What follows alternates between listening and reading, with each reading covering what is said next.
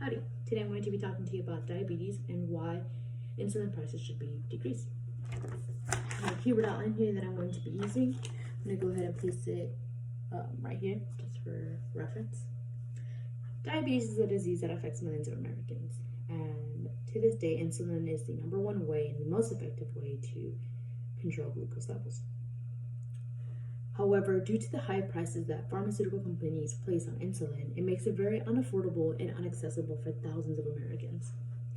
Pharmaceutical companies should lower their prices of insulin to provide and make it more affordable for thousands of Americans, and also kind of create a financial stability for those that can't pay thousands of dollars in medication.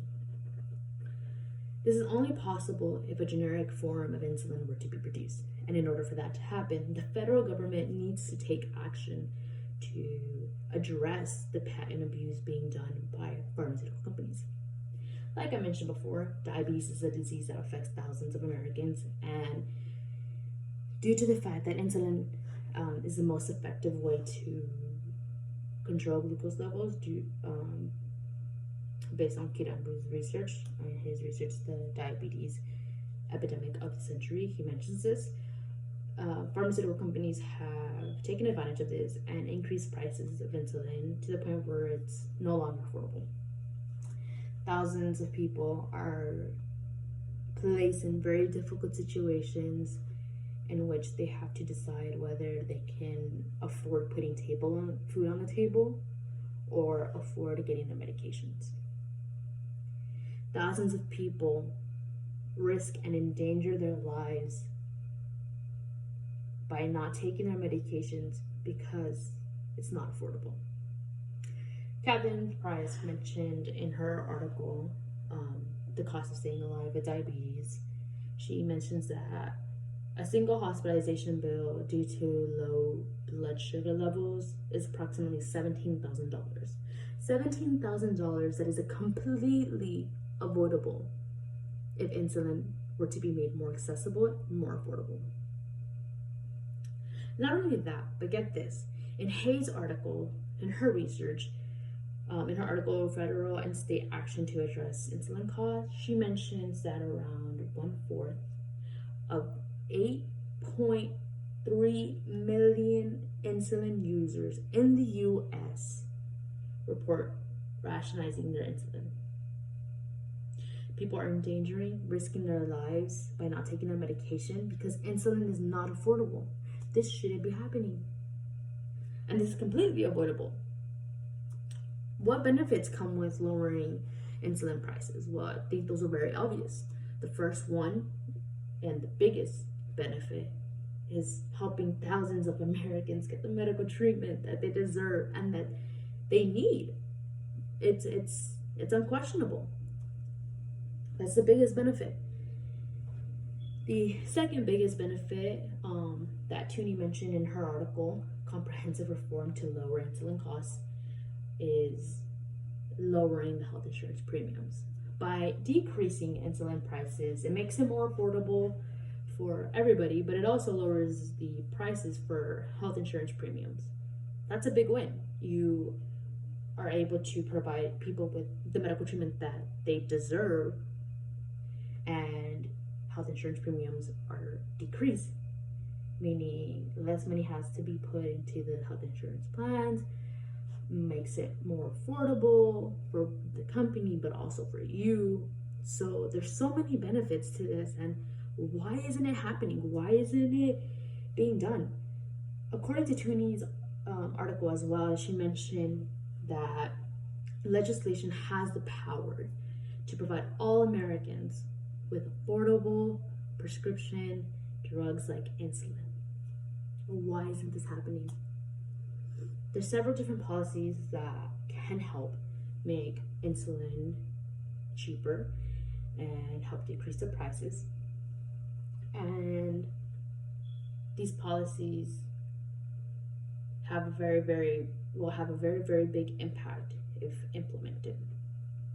The first is the promotion of generic drug development, and by addressing the patent abuse that pharmaceutical companies have been doing for years, will significantly lower the prices of insulin. Significantly. Battalion mentioned in her article policy solutions to address the cost of insulin. She mentions that despite it being almost 100 years of insulin being produced, there hasn't been a generic form. And the reason behind this is because pharmaceutical companies have abused the patent.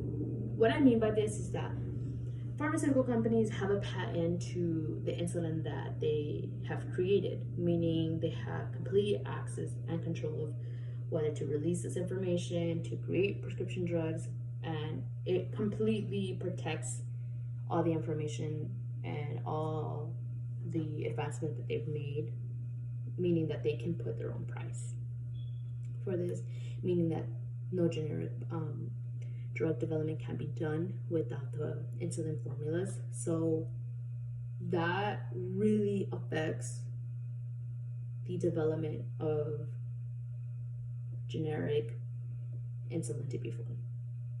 So if we address that issue, if the federal government were to say, hey, you can no longer abuse this and you can no longer make it unaffordable for people, you have to release this so that we can work on the development of a generic form of insulin, that would help thousands of Americans. That would mean that a generic insulin would be developed. It would mean that would lower the prices of insulin significantly. It would significantly drop the health insurance premiums.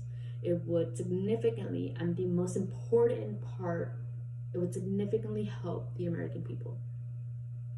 It would help the quality of life. It would help them to get treatment that they deserve, and that they have all the right to be able to get this medical treatment.